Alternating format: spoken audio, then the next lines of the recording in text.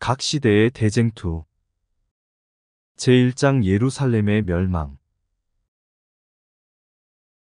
13. 예루살렘의 함락.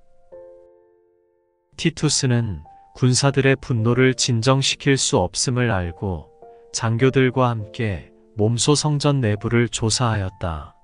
그들은 성전의 장려함과 화려함에 놀라지 않을 수 없었다. 아직 성소까지는 불길이 미치지 아니하였으므로 그는 그것을 구해내기 위하여 있는 힘을 다하여 노력하였다. 그리고 그는 뛰어나오면서 불길을 막으라고 군사들을 독려하였다. 백부장 리벨라리스는 그의 참모 장교들과 함께 그의 명령에 복종케 하려고 힘써 보았다. 그러나 로마 황제에 대한 군사들의 존경심조차도 유대인들에 대한 심한 분노 전투에 격렬한 흥분, 그리고 탐욕스러운 약탈의 갈망을 막을 수 없었다. 군인들은 자기들의 주위에 있는 모든 것들이 금으로 찬란하게 빛나는 것을 보았는데 그것은 타오르는 화염에 반사되어 눈이 부시도록 빛났다. 그들은 성소 안에는 헤아릴 수 없는 보화가 감춰져 있을 것으로 생각하였다. 드디어 한 사병이 아무도 모르게 성소의 문이 돌적이들 사이로 불붙은 횃불을 던져 넣자 온 건물은 삽시간에 화염에 쌓여버렸다. 자욱한 연기와 불길 때문에 장교들과 군사들은 부득이 물러나오게 되었고 마침내 훌륭한 건물은 파멸당하고 말았다. 그것이 로마군에게 그처럼 소름 끼치는 광경이 되었다면 유대인에게 있어서는 얼마나 더욱 그러했겠는가. 온 성이 내려다 보이는 산 꼭대기 전체는 하나의 활화산처럼 불타고 있었다. 건물들은 굉음과 함께 하나씩 하나씩 차례로 넘어져 불구덩이 속으로 삼켜지고 말았다. 백향목 지붕은 불붙은 종이장들과 같았고 도금한 첨탑들은 새빨간 쇠꼬챙이처럼 빛났고 탑루는 높은 불과 연기 기둥이 되어버렸다. 가까이 있는 산들은 불빛에 비추어 환하게 드러났고 멸망의 과정을 공포에 질린 채 염려하면서 주시하고 있는 낙담한 무리들이 불빛에 드러났다.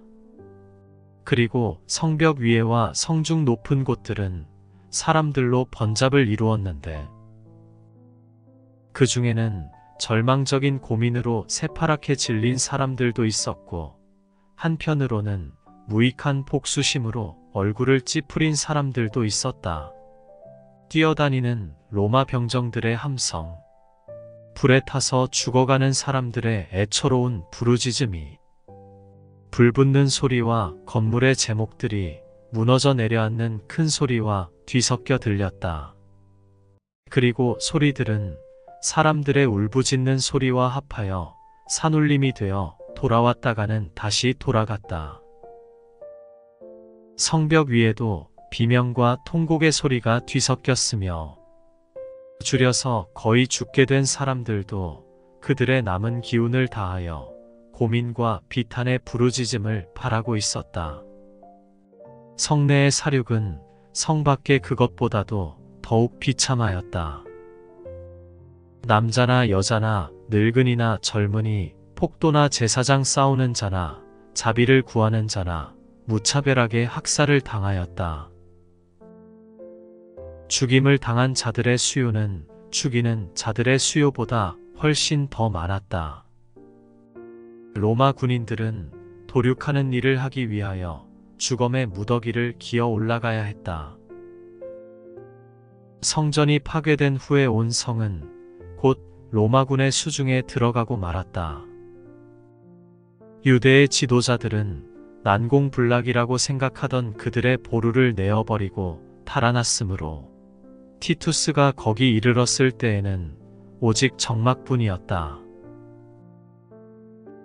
그는 보루들을 보고 놀랐으며 하나님께서 그것들을 자기에게 주셨다고 말하였다. 왜냐하면 아무리 강력한 적군일지라도 능히 이와 같이 거대한 보루들을 대항하여 점령할 수 없는 까닭이었다. 그러나 이제는 도성과 성전이 완전히 파괴되어 거룩한 성전의 터는 밭같이 경작함을 당하였다. 그 성의 포위와 뒤이은 학살 때문에 목숨을 잃은 자들은 수백만에 달하였고, 남은 자들은 포로가 되어 갔거나 종으로 팔려가게 되었으며, 승리자의 개선을 영광스럽게 하기 위하여 로마로 끌려가서 원형 극장에서 짐승의 밥이 되기도 하고, 혹은 유랑의 백성이 되어 사방으로 유리하는 자가 되기도 하였다. 유대인들은 그들이 찰착고를 스스로 만들었고, 그들이 마실 복수의 잔을 스스로 채웠다. 그들이 국가적으로 당한 완전한 멸망이나 그들의 방황하는 처지에서 받은 저주는 그들 자신의 손으로 뿌린 것을 거두는데 불과했다. 선지자는 이스라엘아, 내가 패망하였나니 내가 불의함을 인하여 엎드려졌느니라고 말하였다. 호 13구 그들이 14일. 당한 고난을 하나님께서 직접 내리신 징벌로 흔히들 이야기한다. 대기만자는 이와 같이 하여 자기가 행한 일을 숨기려고 애쓴다. 하나님의 자비를 완강하게 거절함으로 말미암아 유대인들은 그들에게서 하나님의 보호하심이 떠나가게 하였으며, 사단은 그들을 마음대로 주관하도록 허락받았던 것이다. 예루살렘의 멸망에 나타난 무섭고 잔혹한 모든 사건들은 자신을 사단의 지배에 맡기는 자들에게 사단이 얼마나 무서운 마력을 휘두르는지를 보여주는 하나의 신뢰이다. 우리는 우리가 누리는 평안과 안전에 대하여 그리스도께 얼마나 큰 빚을 지고 있는지 알 수 없다. 사람들을 사단의 지배에 완전히 빠지지 않도록 해주는 것은 하나님의 억제하시는 능력이다. 불순종하고 배은망덕한 자일지라도 악한 자의 잔인하고 사악한 세력을 막아주시는 하나님의 자비와 오래 참으심에 대하여 감사하여야 할 큰 이유가 있다.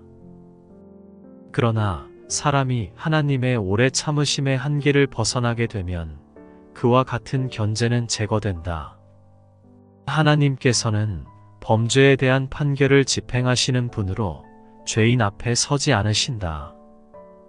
그러나 그분께서는 당신의 자비를 거절하는 자들을 버려두시사 그들 스스로 심은 것을 거두게 하신다. 모든 진리의 빛을 거절한 것, 모든 경고를 멸시하고 유의하지 아니한 것, 온갖 정욕에 빠진 것, 하나님의 율법을 범한 것 등은 틀림없이 뿌린 대로 수확을 거두게 될 시이다. 하나님의 신은 완고하게 거절하는 죄인에게서 마침내 떠나신다. 그렇게 될 때 영혼의 악한 정욕을 제어할 능력이 없어지고 사단의 원한과 저기로부터 보호를 받지 못하게 된다. 예루살렘의 멸망은 하나님께서 주시는 거룩한 은혜를 소홀히 여기고 하나님의 자비의 호소를 거스리는 모든 사람들에 대한 두렵고도 엄숙한 경고이다. 죄에 대한 하나님의 증오와 죄인이 받을 분명한 형벌에 대하여 이보다 더 결정적인 증언을 주신 때는 일찍이 없었다.